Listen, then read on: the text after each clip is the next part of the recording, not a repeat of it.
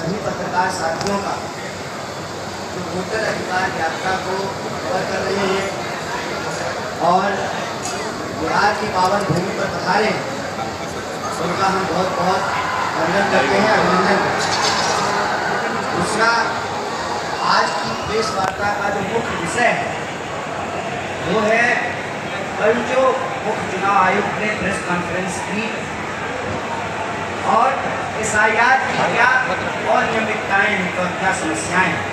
जैसा कि हमारे साथी पवन जी ने इस विषय में अपनी बात रखी, SIR से जुड़ा हुआ कुछ महत्वपूर्ण तथ्य हम अपने सामने रखना चाहते हैं।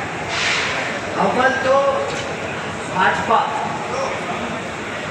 वोट चोरी करके संविधान चुराना चाहती है। अब आप कहेंगे कि कोई संविधान कैसे चुरा सकता है।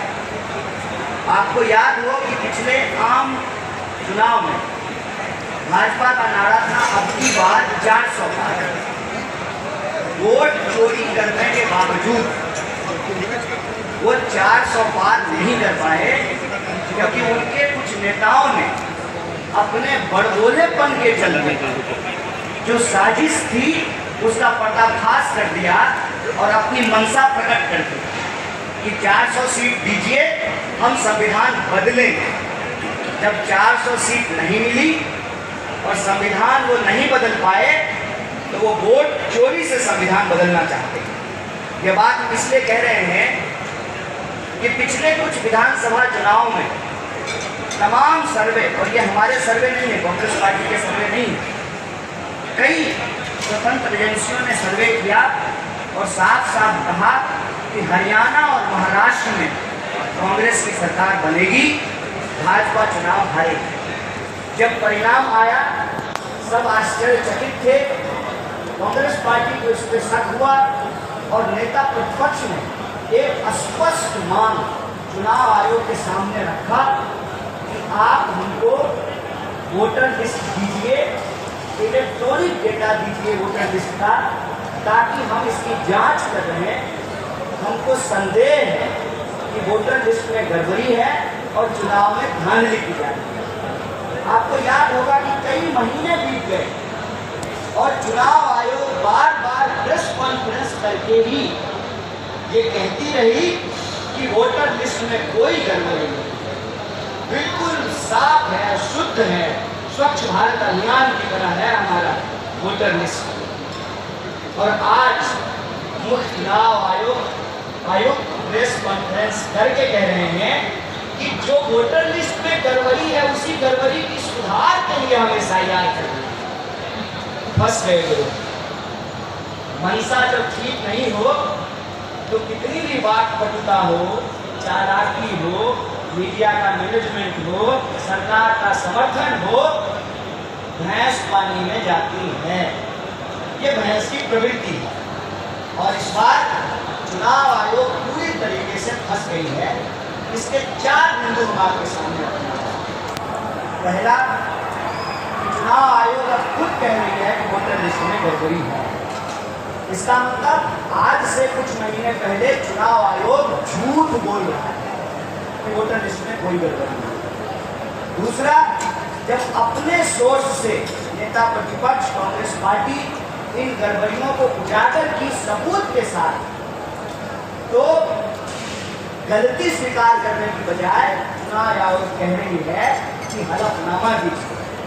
चुनाव आयोग साहस दिखाओ, पहले अपना कागज दिखाओ।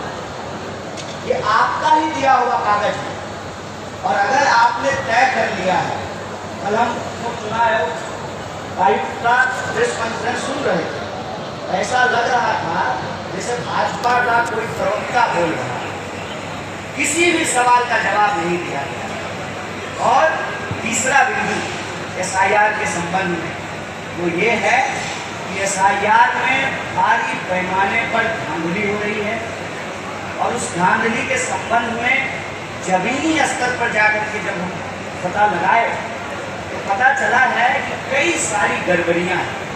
पहली गड़बड़ी ये है कि सारे BLO सारे घरों पर घर घर जा करके फॉर्म नहीं भरवा रहे और ये हम पूरी जिम्मेवारी से बोल रहे हैं। दूसरा कि जो चुनाव आयोग है वो सिर्फ और सिर्फ देश की जनता के आंख में आंकड़े झोंकना चाहती है। आंकड़ा शुद्ध है, सटीक है, सही है, इस पर उनका कोई फोकस नहीं है। इसीलिए, और मैं जिम्मेवारी से बोल रहा हूँ, कई बूथ पे मैं घर घर जाकर के घूमा हूँ, जो मर गए हैं उनका जो नाम है वोटर लिस्ट में, जो जिंदा है उनका नाम काट दिया गया है। और ये सारी चीजें हम ऑन कैमरा पूरी जिम्मेवारी से बोल रहे हैं। अगर चुनाव आयोग हलफनामा दे तो हम हलफनामा देने को तैयार हैं। पहले चुनाव आयोग अपना कागज दिखाए, हम अपना कागज दिखाने को तैयार हैं। और ये जो जिंदा लोग हैं उनका नाम काट दिया गया। और जो डिलीशन लिस्ट पार्टियों को सौंपी गई, वो डिलीशन लिस्ट में सिर्फ नाम था, उसमें एपिक नंबर नहीं था। और यह जब बात सुप्रीम कोर्ट को बताई गई तो ऑनरेबल सुप्रीम कोर्ट ने यह आदेश जारी किया कि आप जिनका भी नाम काटे हैं इसकी जानकारी उस व्यक्ति को आपको देनी पड़ेगी। दूसरा, यह सर्चेबल डाटा होना चाहिए। और तीसरा, आपको इसको सूचित करना पड़ेगा तमाम माध्यमों से। और दूसरी बात, जब लोगों का नाम कटा और अपने तरीके से वो सर्च करके ढूंढे कि हमारा नाम कट गया, जब वो बीएलओ के पास जुड़वाने के लिए जाते थे तो दूसरा जो डिस्क्रिपेंसी यहाँ पे पता चला है SIR को लेकर के, कि बार बार सुप्रीम कोर्ट के कहने के बावजूद वो लोग आधार कार्ड को स्वीकार नहीं कर रहे थे और कह रहे थे कि आवासीय लाना पड़ेगा। और आवासीय का खेल क्या है साहब कि बिहार में कुत्ता का भी आवासीय बन गया। मतलब अब आधार कार्ड जो है वो गड़बड़ है चुनाव आयोग के हिसाब से, बीएलओ के हिसाब से, और आवासीय जो है वो प्रमाणित है। तो कागज के नाम पे जो जेन्यून मतदाता हैं उनको परेशान किया गया। और आप जानते हैं कि सरकारी दफ्तरों में कागज बनवाना आसान काम नहीं है, बहुत टेढ़ी खीर है। मैं अपना उदाहरण आपके सामने देता हूँ। पिताजी तो एक ही है ना, सबका एक ही पिताजी होते हैं, लेकिन मेरे कागज में पिताजी का नाम कहीं JAI है, कहीं JAY है। इसका मतलब ये तो नहीं है ना कि दो पिताजी तो एक ही है। और इस छोटी सी गलती के चलते जो आम मतदाता हैं, जेन्यून मतदाता हैं, उनको परेशान किया गया। इसी से संबंधित एक और महत्वपूर्ण विषय है, वो ये है कि अगर आप पहले से मतदाता हैं तब आपके लिए फॉर्म 6 भरना जरूरी नहीं है। आप 7 भरेंगे, आप 8 भरेंगे, लेकिन भरने से फॉर्म 6 जो है वो भरवाया जा रहा है। नतीजा ये है कि एक व्यक्ति के कई एपिक नंबर जारी हैं। इस विषय को जब हम लोग पड़ताल किए तो बड़ा इंटरेस्टिंग चीज पता चला कि SIR को लेकर के चुनाव आयोग ने पूरे बिहार में ये भ्रम फैलाने की स्थिति की कि सिर्फ ये नाम काटने का कार्यक्रम है। अरे SIR सिर्फ नाम काटने का कार्यक्रम नहीं है, सबके मुंह पे ये डेटा अवेलेबल है कि 65 लाख लोगों का नाम काट दिया गया। हम चुनाव आयोग से पूछना चाहते हैं कि 65 लाख लोगों का नाम आपने काटा, इतने महीनों के एक्सरसाइज के बाद आपने कितने लोगों का नाम उसमें जोड़ा है, इसका डेटा आपको प्रकाशित करना चाहिए। SIR सिर्फ और सिर्फ काटने का नहीं, जोड़ने का भी कार्यक्रम है और चुनाव आयोग के पास इसका कोई डेटा नहीं है।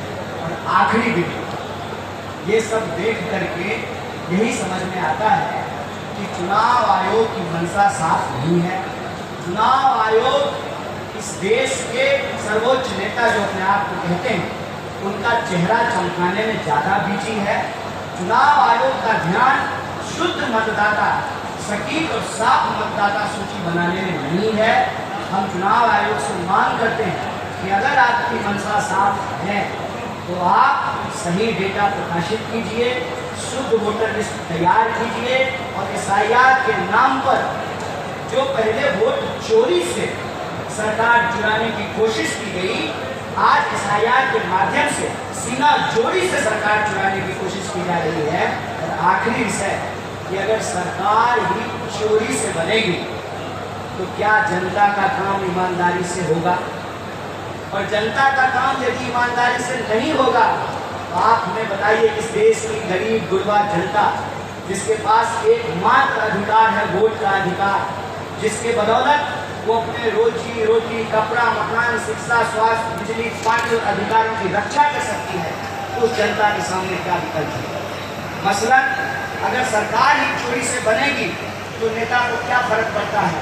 वो क्यों जनता की बात को सुनेंगे?